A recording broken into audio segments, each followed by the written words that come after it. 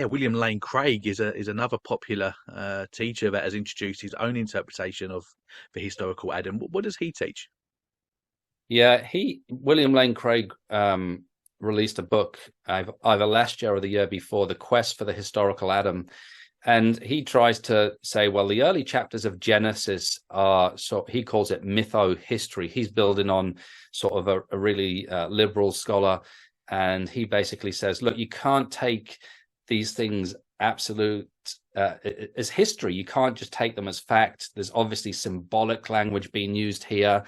And, he would say it'd be absurd to take it as actual history, because he would say, well, science refutes it. And if you take it as history, then basically the Bible's wrong. And so he tries to interpret the early chapters of Genesis as mytho-history. He mocks in his book, and he's done a number of podcasts that he's appeared on YouTube. You can find these all over the place, where he'll ridicule the idea that there was a serpent in the garden who spoke to Adam and Eve, that even God walked in the garden in Genesis 3:8. He would say that just doesn't make sense. How could God walk among the midst of the garden? And so he tries to read Genesis as mytho-history. In fact, sadly, William Lane Craig is one of those scholars who would bring into question the doctrine of original sin. He would say, well, look, Romans 5 isn't even clear.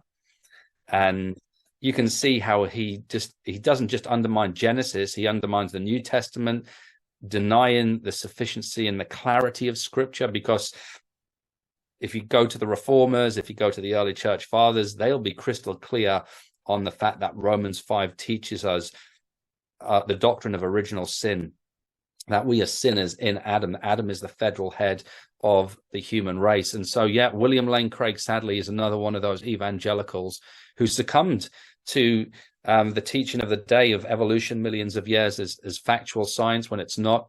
It's based upon the philosophy of naturalism. But sadly, William Lane Craig has succumbed to that, and he's had to reinterpret the Bible.